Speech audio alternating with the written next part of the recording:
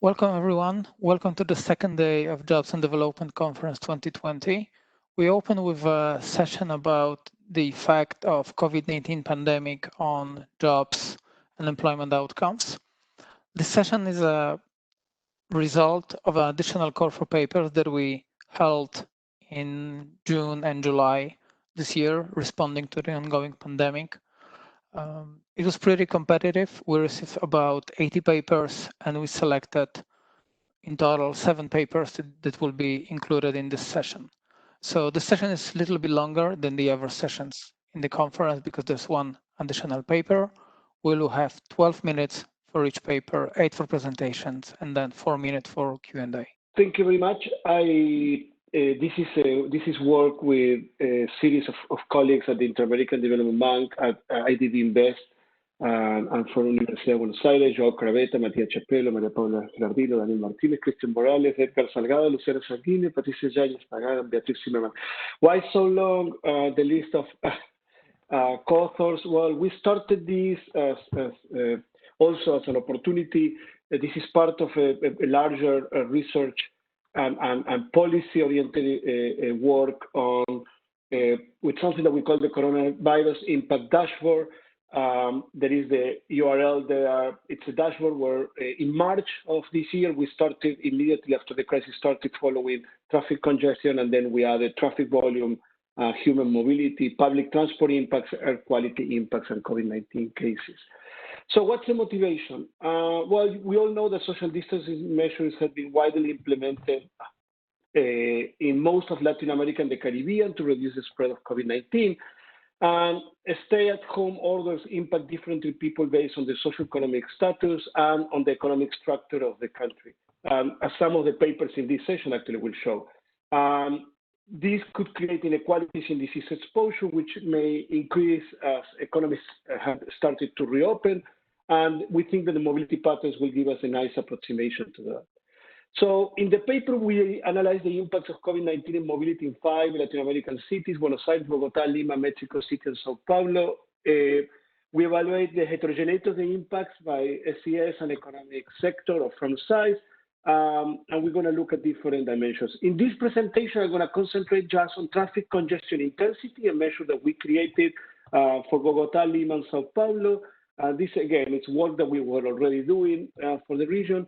And we're going to use that from Waze data. We're going to use Facebook data and users location during working hours in Mexico City. We also have a traffic volume and public transport ridership in the paper that we will not analyze here. Social distancing measures, it's important to keep in mind that there was a lot of heterogeneity. Countries like Argentina, Colombia, and Peru imposed national lockdowns. Countries like Brazil and Mexico did not, but cities like Sao Paulo and Mexico City did. In this version of the paper, we do not exploit those differences in measures. We just take the whole pandemic declaration on March 11 as the common initial point of the COVID-19 crisis for all the cities. We see in the data that even without national policies, there are quick behavioral responses.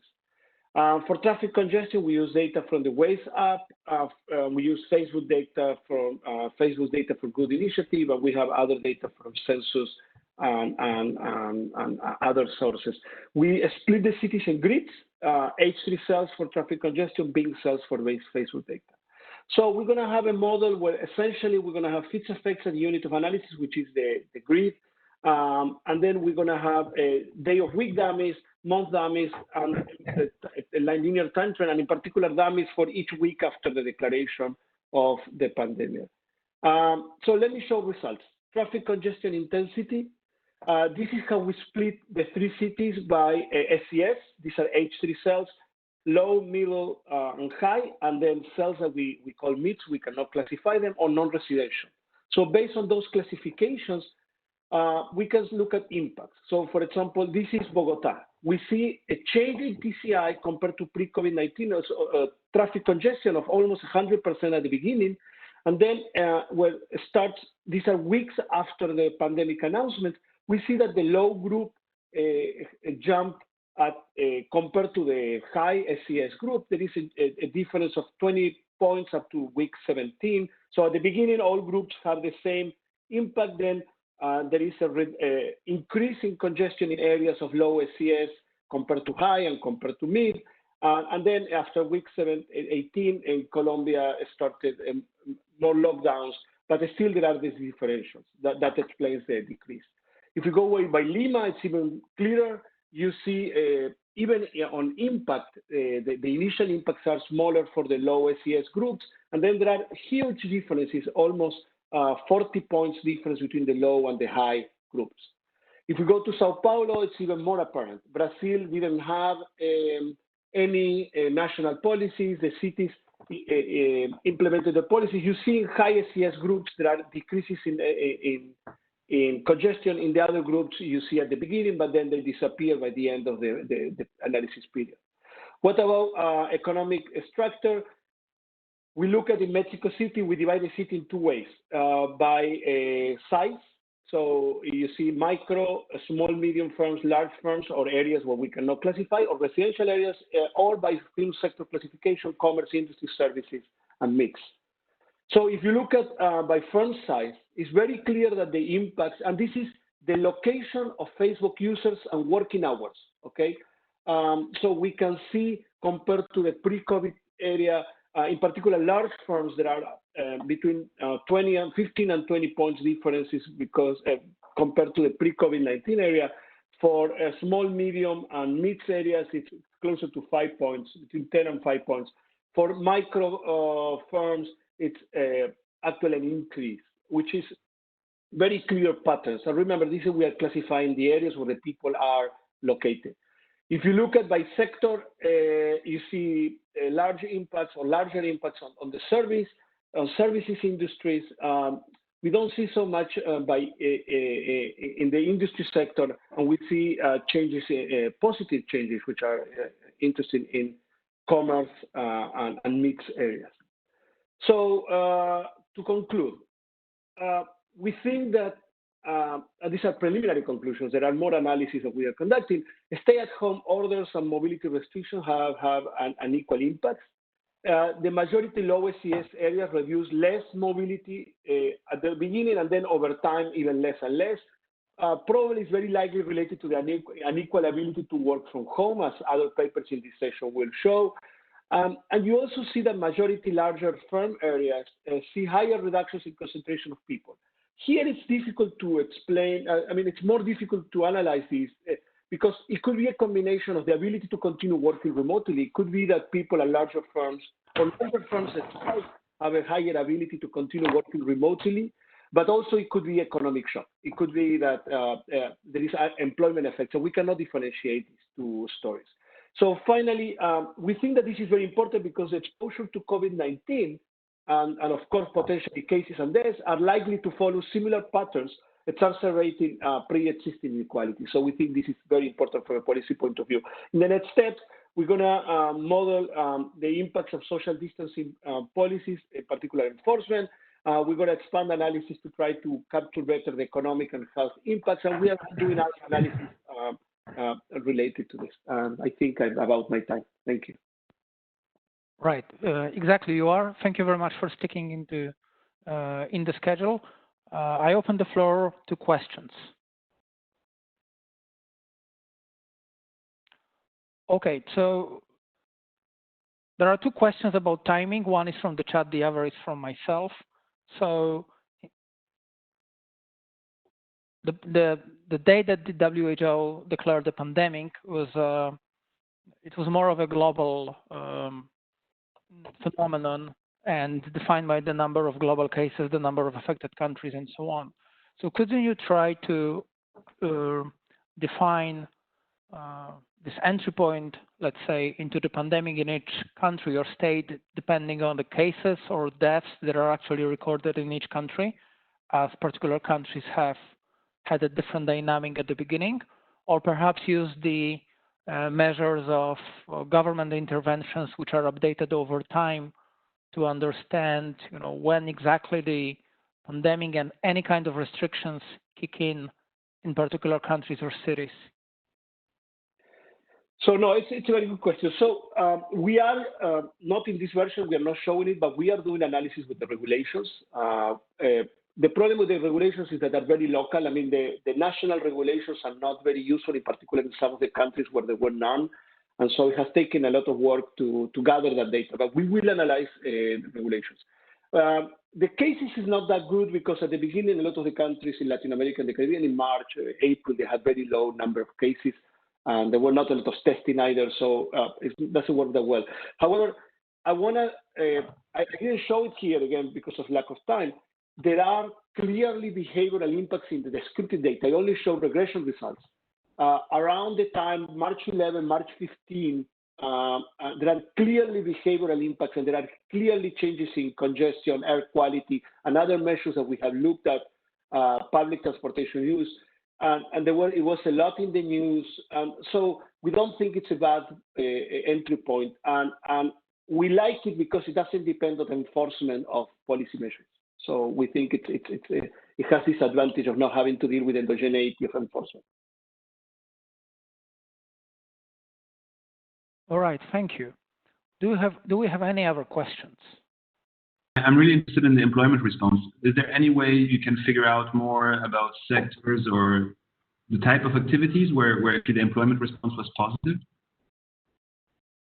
We can, and so we have the data, the NAICS code, like a 4-digit NAICS code, and in future regression results, it's very difficult. I mean, we will try to tease out a lot more detail. This was like an initial point, but yes, we will do that.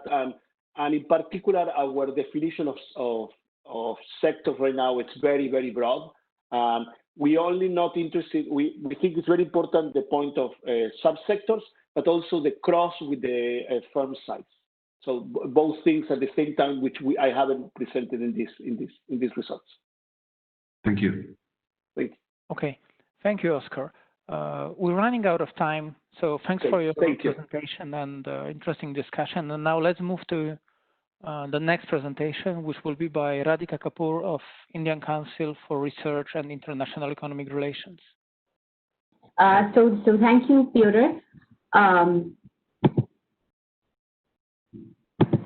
My presentation here focuses on India, and as we all know, COVID-19 has hit developing economies with a special force, not just because they have limited fiscal resources, limited public health resources, but also because of the nature of the labor market that we find here. And for India, an additional challenge has been the fact that a very stringent lockdown, actually a lockdown which was ranked at 100 by the Oxford Stringency Index, was implemented way back in March 23rd, when India had only 320 cases. So we had a very stringent lockdown which was implemented at 4 hours notice in an economy which is essentially dominated by informal, low-paying work.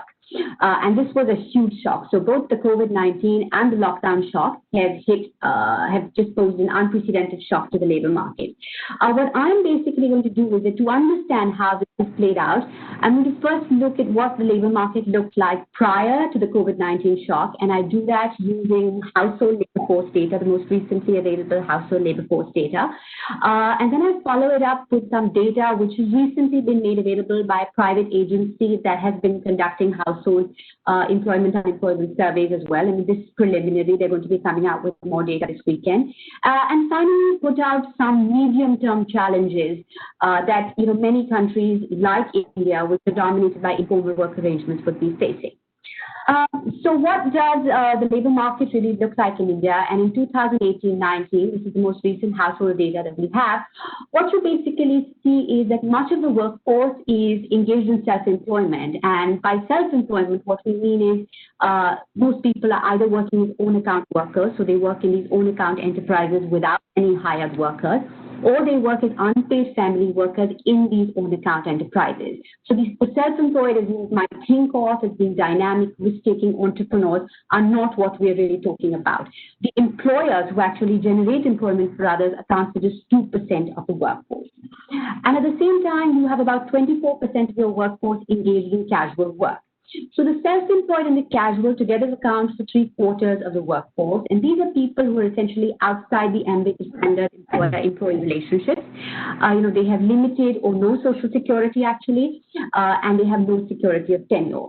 Now, another 24% of the workforce is in regular wage salaried jobs. And, though these people are in wage salaried jobs, it's important to point out that even within this broad group, there is considerable amount of heterogeneity. And it's important to understand that heterogeneity because one might get the impression that it's only the self-employed and the casual workers who were hit by the COVID shock. So amongst the regular wage salaried workers, just about 40% of all workers are what we call regular formal workers, and that's about 9.6% of the workforce. But this idea of regular formal work is basically based on a very relaxed definition of formality, which is the idea that a person has access to just one social security or at least one social security benefit. If we actually move to more stringent definitions of formality, like, what is the percentage of regular wage salaried workers who had access to all social security benefits, that's just 4.2% of the workforce. And another characteristic which becomes important when you're looking at whether people are vulnerable to layoffs is what kind of written contract they have. And within regular wage salaried workers, also 70% of all regular wage salaried workers in India don't have a written contract. And what we find when we do a matrix of access to social security benefits and job contracts, that just about 2.2% of the workforce is actually in regular salaried jobs that are eligible for all social security benefits and have written job contracts of more than 3 years. And so these are basically the people who would have been relatively better placed in terms of holding on to their jobs when the dual shock of the pandemic and the lockdown happened. So clearly a vast proportion of India's workforce would have been vulnerable to the shock. Now, this tells you what the situation looks like as per employment status. We then go and look at what it looks like in terms of the sectoral composition of the workforce. Now, the ILO has a very neat classification where they break down sectors in terms of their risk to the COVID shock, whether it's, high risk, medium to high risk, low risk, so on and so forth.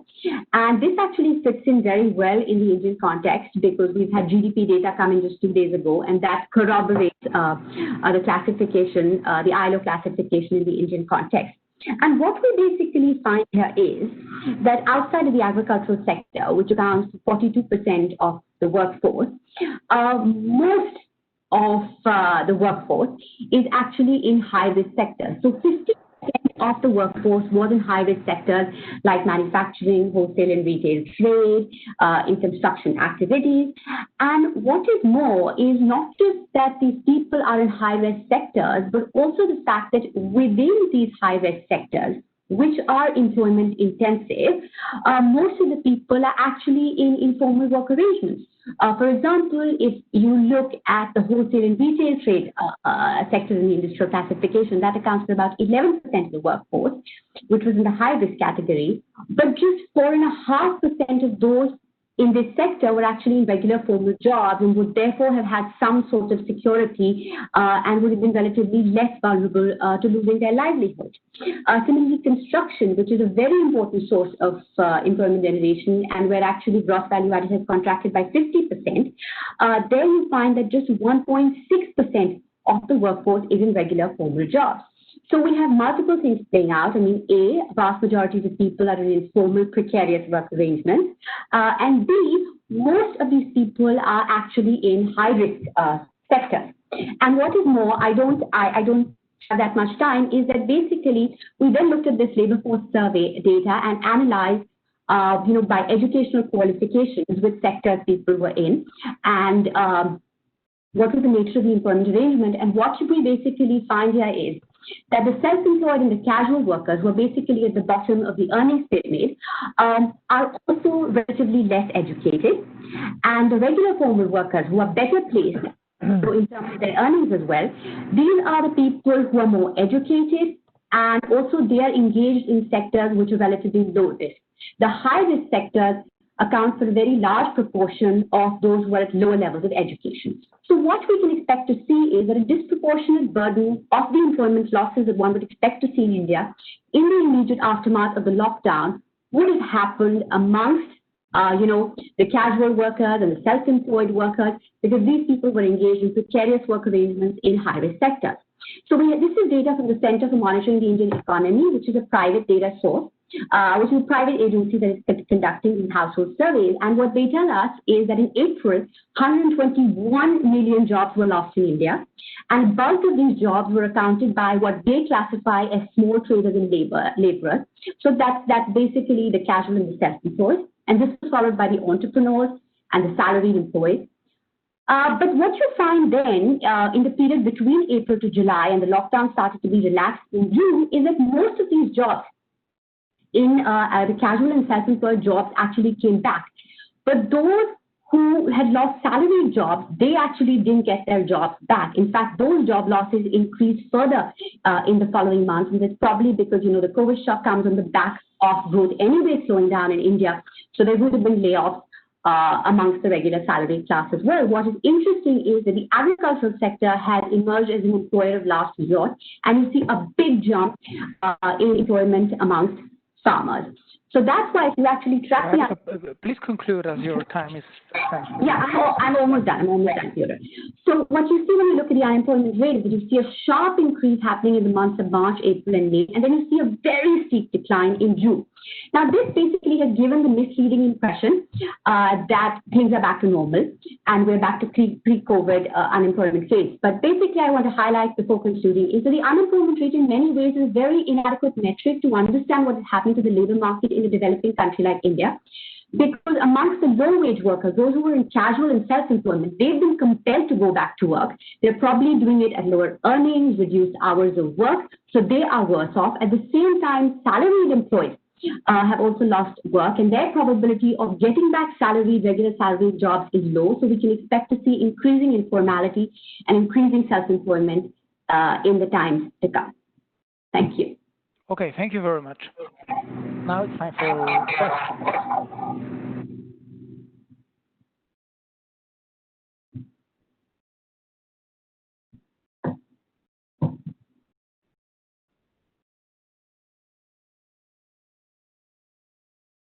Right. So I will have one. Can you assess to some extent, is there any way to assess the ability to work from home by different economic sectors in India? Like I remember some studies that said that even in the business process outsourcing industry, it was a challenge because of infrastructural constraints and insufficient internet quality at homes and so on. So is there any way to assess how many people also in the more highly skilled sectors have been able to work from home in India? Sorry, okay. It's kind of tricky. It's something that I've tried to do because one can look at what the occupational classification is and then basically try to map whether workers in that particular occupational classification, how amenable they are to doing online work or remote work. The issue would be that, how do we derive the extent to which they can actually work online? We'd have to use some international classification, and that might not work well in the Indian context. So that would be a bit challenging, but one could approach it through an occupational classification. All right, thank you. We actually have a paper later in the session that looks at the amenability to working from home. So we learn more about that. I don't see more questions at this stage. So thank you very much. Let's move to the next presentation, and then hopefully we'll have few more minutes for the general discussion at the end of the session. So thank you. The next talk will be by Charles Gottlieb of... So thank you very much for taking my paper. This paper is called Lockdown Accounting. It's joint work with Jan Grabowczyk at Edinburgh, Marcus Poschke at McGill, and Fernando at Duke. So just as a brief introduction, well, in response to the outbreak of COVID, a wide range of countries have implemented policies to tame the spread of COVID. These entail mostly social distancing measures that imply that, if you want to work, most people have got to work from home. Second dimension of those policies is that the sectoral lockdowns have been imposed. Okay, so this suggests that in essential sectors, work was going on as usual, whereas in non-essential sectors, people were working from home. So what do we do in this paper? Well, we measure the ability to work from home for 10 countries, low, middle, and upper middle income countries. And then we study the effect of lockdowns, sectoral lockdowns, on employment and GDP for 85 countries, taking into account differences in labor market structures for all those countries. So ability to work from home. So here we leverage on data that contains information on the task content of jobs in 10 low, middle, and upper middle income countries. And we use the description of tasks to measure whether people are able to work from home or not. The interesting thing about this data set is that it contains individual level information. Therefore, we can tease out, which type of occupations are being able to do pursue from home. But beyond that, we can also look at individual characteristics. Say if you're female or male, what is the likelihood that the job you're doing you're going to be able to pursue it from home? We also have information by education and by employment type. What do we find? We find that there is a low ability to work from home for low educated, self-employed male workers in elementary and sales occupation. I can discuss the definition and more details about the work from home shares, so maybe I just give you a flavor. So over the whole sample, the average work from home ability is 45%. If you look at managers, you see that 70% of managers 65% of managers are able to work from home, and then there is a further gradient depending on their individual characteristics. What stands out here is that the level of ability to work from home is actually higher for females, because females tend to work in occupations, service occupations, and these tasks are typically easier to do from home. And there are strong differences by employment type and also by education type. For the sake of time, I'm just going to refer interested people to the paper. Now, if you extrapolate this to the cross-country level, this is what you get. So on the x-axis, you have GDP per capita in PPP terms normalized to the US. And on the y-axis, you have the share of employment that can be done from home. What do you see? You observe a sharp gradient in the ability to work from home. High income countries have an occupation distribution and have features of the labor force that facilitate, that are conducive to work from home. Whereas in poor countries, more employment takes place in elementary occupations, and therefore overall work from home ability is going to be substantially lower. You can see the difference ranges from 20 percentage points across the income per capita spectrum. So we do a decomposition, and what really drives this is occupation and education. Now, you could say the conclusion of this is that low-income countries are going to suffer more from lockdown policies, right?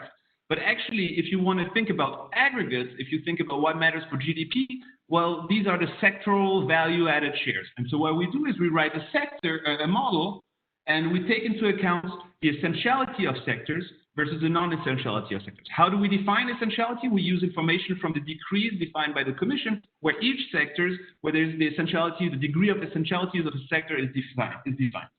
And what we do next, we use a multi-sectoral model, simple standard off-the-shelf macro model to evaluate the costs on GDP and employment of lockdowns. What is important here is that we use information on the occupation distribution within sectors for all those 85 countries. And we also have information on value-added shares for all those countries across a relatively granular level of sectors at the ICRIER level. So if you look at the two graphs, the left graph is, work from home when you have a complete lockdown, meaning nobody can go to work, only the work that can be done from home is the work that's going to lead to production.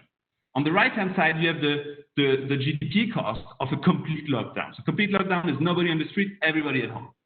However, if you take into account the essentiality of sectors, and if you let people work that work in essential sectors, the pattern changes drastically. And what do you see here? You see a U-shaped pattern.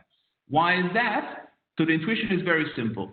Low-income countries have a high ability to work from home in non-essential sectors, but they have a high value-added share in essential sectors, and that's going to basically offset this effect. So high work from home ability in low-income countries, low GDP costs in low-income countries is going to be due to the high value-added share in essential sectors. Low GDP costs in high-income countries is going to be driven by their high ability to work from home in non-essential sectors. Similar patterns go through. So what do we do in this paper? We measure ability to work from home, evaluate the cost of lockdowns in 85 countries, take away low-income countries that have a low work from home ability, but a high share of GDP and employment in essential sectors. The countries that are going to suffer most are going to be middle-income countries. Why? Because they have little employment in essential sectors, and they have a low work from home ability in non-essential sectors. So this is the paper, and what we offer, we also offer an online simulator that allows you to simulate lockdowns for those 85 countries, if I can do that. Here you have two simulators. You can simulate work from home, and you can simulate lockdowns. So what you can do here, what you see here is you have, by sectors, you can determine the intensity of the amount of people that work in one sector that should stay home, okay? And so here you have 100%, which is the pre-lockdown level of GDP, and say down you lock down 50% of agricultural employment. These are going to be the ensuing GDP costs, supply side costs, coming just from the fact that you're sending 50% of the population home. This takes into account ability to work from home, as well as the employment distribution across sectors. And you can fiddle around with that, and you can just compute your lockdown and evaluate supply side costs. All right. Thank you Thank so you much. very much. Let's move to the question and answers, hopefully. So are there any questions? So I have one to start before people type more of them. Could you please elaborate how do you actually measure the ability to work from home in the 10 countries that are the basis of your extrapolation? And do you use any survey data for that? Yes, so we use the STEP data set, which is provided by the World Bank. It contains information on the task content of job. People are asked, what do you do in your job? And so we qualify somebody to be not able to work from home if he does any of the 5 following tasks. And this is very much in line, well, it's actually, so we restrict ourselves to 5 questions, whereas the standard measures that are out there, you know, like Dingle and Niemann, they use they use a lot of single definitions that sometimes, and so this is what we do and how we base it. That's the best we can do with the STEP data. One thing I have mentioned is that we actually validate our measure. So we use post-COVID data from Ecuador, from Costa Rica and Brazil, and we evaluate the performance in our ability, in our work from home measure to predict whether people are actually working from home post-COVID. And we do very well. I can show in the next paper, there will be a table. There are a few questions that touch upon the same issue. So I'll ask them as a one question. One can be worried that if you extrapolate from the group of middle-income countries that constitute the most of the STEP countries to low-income countries or to high-income countries on the other hand, you may. Excellent point. The gradient that you get on middle-income countries may not necessarily apply in the other income distribution. That's a very good point, and we're very much aware of this, and so we're rewriting the paper, and here we want to argue that we have the best measure possible for low and middle income countries. That's the first point. The second point is that actually, and that's to our surprise, is that actually work from home patterns don't matter so much for GDP costs. We simulate artificial work from home level measures at the country level, and we use them with sectoral level data, a sectoral value added share, and what really matters is the value added sectoral composition to evaluate the GDP costs.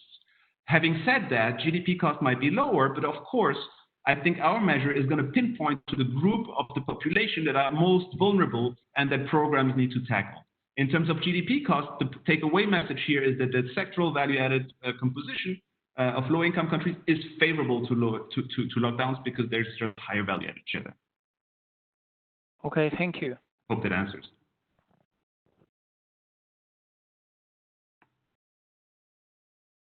Any more questions?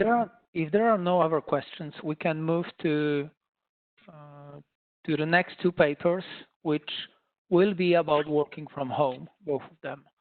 So the first one is by Maho Hatayama of the World Bank, and it's about jobs amenability to working from home in a large sample of 53 countries, which I expect will be step countries expanded with PIAC. Thank you so much.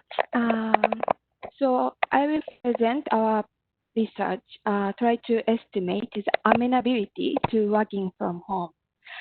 So this is the work with Hernan from the World Bank and Mariana from CEDLAS. So just as the previous presentation discussed, because of social distancing measure, so many people are required to work from home, but this is not the case for all the people. So the important question is how many jobs can be done at home, and who can and who cannot work from home. So this is important question because it allows us to assess the impact of the COVID on workers, and also it's helped policymakers to better targeting of the social protection measures. So our paper built on the existing literature, but we try to estimate the likelihood of amenability to working from home instead of a fraction of the jobs that can be performed at home. So we expanded a survey into 53 countries, and we use, in addition to STEP survey, we use PIAC survey and the labor market panel survey, mainly for Middle East countries. So this is our approach. So we focus on 4 aspects that can be key determinant the probability of working from home.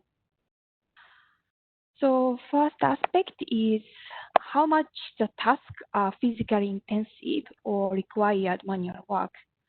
For example, if they need to operate heavy machines or lift heavy material.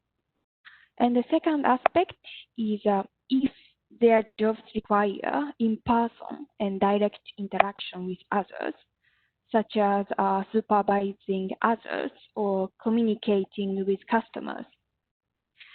And the third aspect is ICT use at work, because even their work require in-person interaction, these ICT too can help workers to communicate with others at home. But this is one of our contributions. So not only we take into account the task contents of jobs, but we also looked at the environment at home, because without internet access or necessary equipment, workers cannot perform the same task at home. So we also consider internet connection at home. So what we did was, first we exploit all the variables that describe the task in these 4 aspects and created categorical measures to scale the intensity of different tasks. And we sum up these variables to construct 4 sub-index, and working from home index is a combination of these 4 sub-index. And each variable and index is standardized to have the mean 0 and the standard deviation 1. So we can read these index as a variance from the average worker within the sample. So this is our key finding. So you can read working from home index. If the value is higher, it means more amenable to working from home. And if we compare across countries, we found huge variation. For example, in Netherlands or some Nordic countries, their jobs are more amenable to working from home. But in Mexico, there are more jobs less amenable to working from home. We also found a positive association with economic development. This can be explained because the jobs in less developed countries, it requires more manual or physical intensive work, less ICT use, and limited internet connection at home. So within the country, we also found variation across social groups. As you can see, workers with high level of education or waged workers and formal workers, they have jobs more amenable to working from home. And across sectors, we also found variations.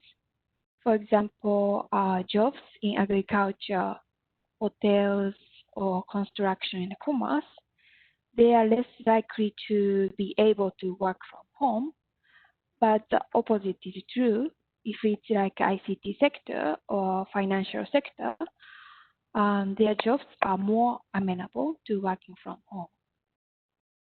And one of the findings which I would like to highlight in this presentation is if we look at individual sub-index, and if we look at ICT use at work and internet access at home, these variables are highly correlated, but there are some variants. For example, Philippines, they use a lot of ICT too at workplace, but then at home, they may not so many people have internet access. So this result indicates even their jobs they can conduct the same task at home, but if they don't have environment at home, a good environment at home, they can't perform the same task at home. So in conclusion, our paper tried to estimate the probability of working from home, and we found workers who are already vulnerable are less likely to work from home. So these social distancing measures may exacerbate economic inequality. So as a next step, we can use this index for country level analysis to identify vulnerable workers who may lose their job or income during the lockdown. And this paper also highlights the importance of internet access at home. So that's the end of the presentation. Thank you so much. Can I ask a question? Maho. Yes. So thanks for the paper. It was great. What I want. So are you trying to measure the ability to work from home or actual work from home? That's, I guess, the first question. And then. Okay. Yeah, I guess that's the first. And I wonder how you get email and job use information from the middle income countries, because from my experience with STEP data and all the labor force survey, it's hard to get that information. So just out of curiosity. Okay, so so your question is ability of working from home. So no, it's whether you are measuring the ability, whether someone given its job or its features is able to work from home in theory, or whether he's actually able to work from home, meaning he's really got a computer access, or he has 3 kids at home, which is going to make his work actually not possible, although he's able.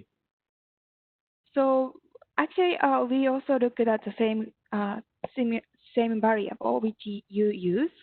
We also looked at the task contents of the workers, and but the difference is we don't look at fraction of the job. We are not looking at share of workers, but we scale the intensity of different tasks, and we try to measure the probability of working from home. So it's actual in your definition, I think. Yes, thank you. So it's rather the ability than it's not the actual. Yeah, so yeah, it's ability. Obviously, the data that you collected are for before the pandemic. Are there any other questions? If there are no other questions, I would suggest that we move to the next paper, which touches the same issues and to some extent utilizes the same background calculations, I guess. So thank you very much, Maho. And now let's move to the paper by Mariana Viollaz with a very interesting title, Who on Earth Can Work From Home? Well, in this paper, we present new estimates, the share of jobs that can be done from home across the globe. We consider it a measure of labor market vulnerability to the COVID shock, given the mobility restrictions and social distancing policy. And our main contribution is that, like the previous paper, we incorporate access to internet as part of the work from home measure across and within countries, and we explore potential impacts of the pandemic on inequality. And our starting point is a very influential work from home measure of Zimmermann. This is a measure for the US that is based on information of tasks performed at work using owned data. So what we do is to merge this measure to data from 107 countries using 2-digit occupational level information from ILO. And we do the same using worker level information from household surveys for a subset of countries as a way to validate the conclusions we obtain using occupational level information. And the way we proceed is that we separate the Dingle and Niemann measure in two parts. We distinguish between the share of jobs that can be done from home and do not require internet, and the share of jobs that can be done from home and require internet. And to do that, we use two variables from ONET. We use the importance of using computers and the frequency of email use. We combine these two variables in a score. When the score is larger than 8 out of the total 10 points, we say the occupation needs or requires internet or ICT more generally. And the next step is to adjust the share of jobs that can be done from home and needs internet by the internet access rate in each individual country. The idea here is that not all workers that need internet to perform their jobs have access to it. And to do that, we use Gallup data, which provides us with the internet access rate at the top 60 and bottom 40% of the income distribution. And we assign these two internet access rates in each country to the different occupations using the average wage per occupation from ILO data. Going now to the main results, on the left, we have the share of jobs that can be done from home against GDP per capita. We are showing the original Dingle and Niemann measure in red, our adjusted version in blue. What we can see is that not considering internet access restrictions and the construction of the measure leads to an upward bias. In fact, the Dingle and Niemann measure overestimates the average share of jobs that can be done from home by 5 percentage points. And we can also see that the bias is larger in low-income countries. So workers from low-income countries are more vulnerable, and that is especially the case when we take into account internet access constraints. And we have more detail about that on the other figure. On the right, what we are doing is grouping the countries according to their income level, and we are separating according to the type of home-based work. So our measure is the sum of the two blue parts. That would be jobs that do not require internet or require internet and have access to it. And the red part would be the bias for not considering internet access restrictions in the construction of the measure. And what we can see is first that the share of jobs that do not require internet is really small. So we everywhere, regardless of the level of income. So we can say that there are very few jobs that can be effectively done from home without internet. And the other important thing is that the size of the bias, the red part of the bar, is larger in low-income countries. So low-income countries are doubly disadvantaged because the share of jobs that can be done from home is small, and because internet access is a big constraint for them. So for instance, looking at the low-income countries bar, the share of jobs that can be done from home would be 11%. But when we exclude the share that needs internet and workers don't have access to it, that 11% gets reduced to 3.8%. And going to the within-country analysis, what we have in the left is, again, the share of jobs that can be done from home. This is our measure against GDP per capita.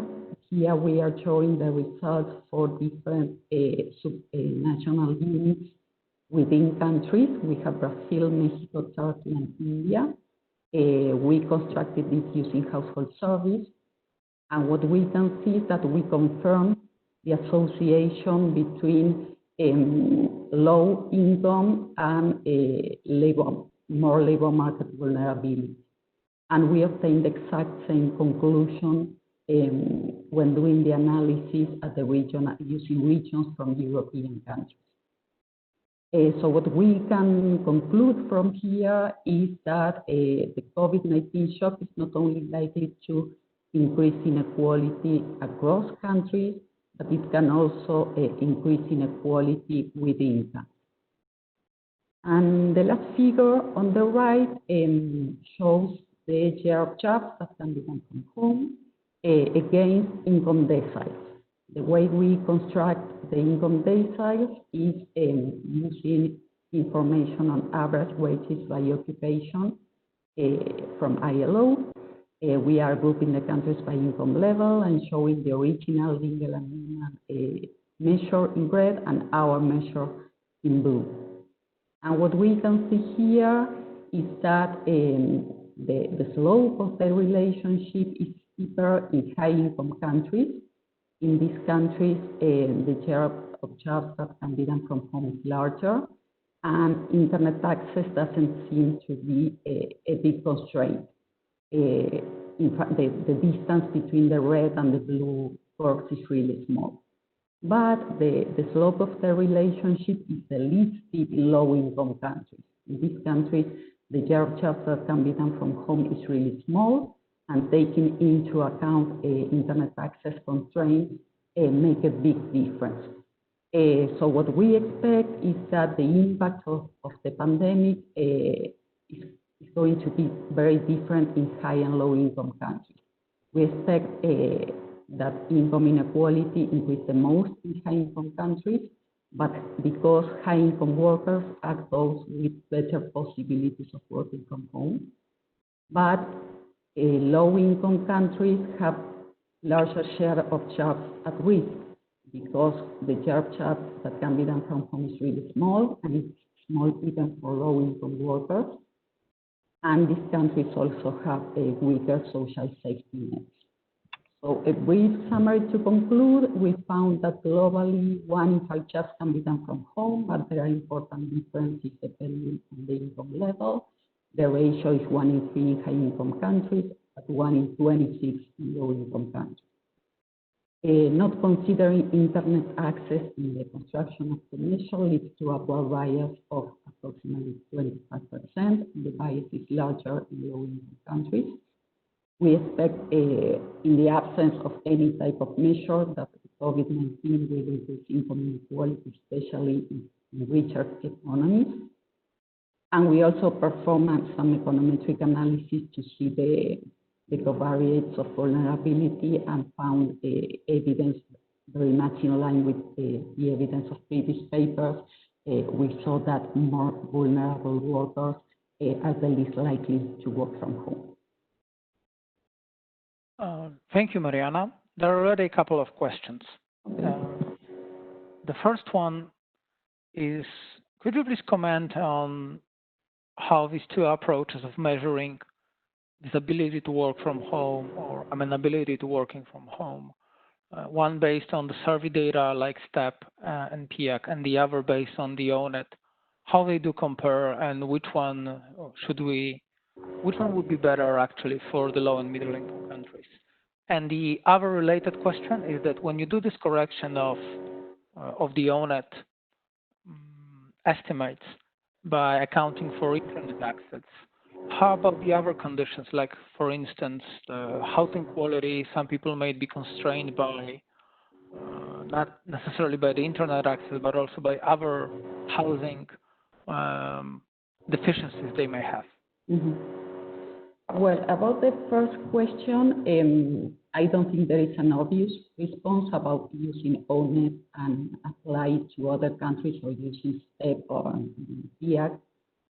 What I see is that with ONET, or in fact with STEP, that is what one of the previous papers did, you can apply the same measure to other countries.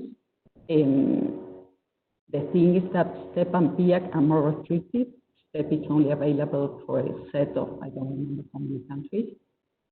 And I think another important thing to consider is that ONET is more, you can get more recent information.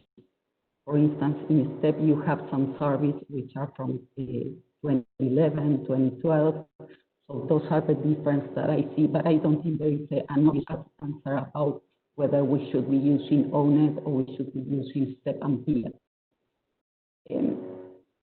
Maybe if you're thinking about low-income countries, it sounds better to use skill service conducted in those countries. But again, for instance, those services don't cover low-income countries, really cover low-income countries. So I don't think there is an obvious response there. You have some pros and cons with the two options. And the other question about the correction we made, yeah, that is true. We only correct, we use ONET, which is for the US, and then we use some country-specific information, which is the employment level, the average wages per occupation, and the internet access. All of that is country-specific.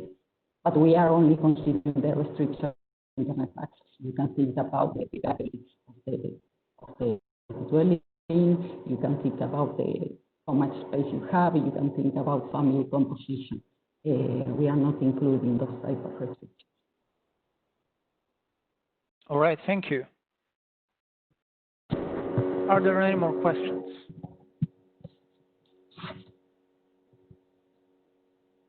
I don't see any more questions, so let me move to the final presentation. Thank you, Mariana. Let me move to the final presentation, which will be by myself, and then hopefully we'll have a short period of time for additional questions to any of the papers which have been presented.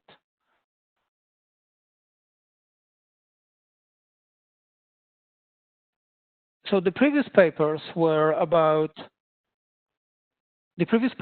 asking question how the pandemic and the lockdowns in particular affect labor markets and employment opportunities or mobility in various countries. The question that I'm asking in this paper is a little bit different, and I'm trying to show evidence how the labor markets might affect the spread of COVID-19, in particular in Europe. I'm focusing on European countries mainly for two reasons. First of them is data availability. I utilize survey data, which is pretty rich and collected in about 30 European countries. And the other reason why I focus on Europe is that that region was affected by the pandemic more or less the same time. It is a similar development level. So the omitted variables in a cross-country study are probably less of an issue if that would to be done in a global country sample. So COVID-19, as any other diseases spread by respiratory or close contact route, can be spread by contacts at work. And the surveys that are used to calibrate the compartmental epidemiological models, they actually show that for adult people, contacts at work constitute up to 75 or 80% of all social contacts that adult people have. But not all the jobs are the same. Jobs differ between occupations in the intensity of social contacts and the type of a setting where these social contacts happen. Some jobs are characterized by meeting the same people all over, and the other jobs might be characterized by meeting a large number of random people. But also countries may differ because of occupational and sectoral structures, but also because of culture, organization of work, and so on. So in this paper, I propose a measure of occupational exposure to contagion by diseases spread by respiratory or close contact route. And I showed that the cross-country differences in that occupational exposure predict the growth of cases and the number of deaths in the first 2 months of the COVID-19 pandemic in Europe. So to create this index of occupational exposure, I use 6 indicators, which are based on 2 data sources. 2 indicators are based on ONET, and first of them is exposure to disease or infections at work, and the second is the physical proximity at work. ONET allows me to distinguish these risks between occupations, but it's uniform for all countries because there are no various releases of ONET or variants of ONET for various countries. So I combine ONET with 4 indicators based on the European Working Conditions Survey. And these 4 measures are focused on ability of working from home and on the intensity of social contacts and also working in public spaces and clients' premises. So these measures are about dealing with clients, pupils, or patients, working in public spaces, working at clients' premises, and then finally not being able to work from home. And the indicators are all defined at the 2-digit ISCO-08 occupational level. On this slide, I show you that there are substantial differences between particular occupations and particular European countries in that exposures. I aggregate all these 6 indicators into one synthetic indicator of this exposure. And on the left panel on this slide, you can show that there are the occupations that are the highest risk or the highest exposure to diseases spread by respiratory or close contact route are obviously in the health professions and health associate professionals, but the other occupations at the highest risk are in personal services mainly and in construction. Then there is a group of occupations at which exhibit low exposure, and these groups are the occupations in agriculture and in farming, these here, stationary plant and machine operators and assemblers, so jobs in manufacturing, but also jobs that can be quite often done from home and don't require much interpersonal contact, like information and communication technology professionals. But there are substantial differences between differences between countries within the occupations. So one group of countries at the highest exposure, the reference is Germany. One group of countries at the high exposure are the Southern European countries, like Spain or Italy here. Then we have another group of countries, like Sweden, Switzerland, in the UK, where these exposures are also quite high. And these exposures are quite high because a large share of people are actually meeting with clients, meeting with students, and working in public spaces, which is a little bit different than the reason, let's say, in Spain or Italy, where low ability to work from home plays a higher role. At the other end of the spectrum in European countries are Eastern European countries, which within particular occupations exhibit low exposure to contagion. It's Estonia, Hungary, and Poland, Romania, Slovakia, Slovenia as well. And that's quite often related to very rare contacts with other people, like the meetings with clients, the meeting with customers, working in public spaces. In the survey data just happen much more rarely than in Scandinavian or Western European countries. In the next step, I combine this between occupation and between country differences in creating a synthetic measure of countries' exposure to contagion, of countries' occupational exposure to contagion.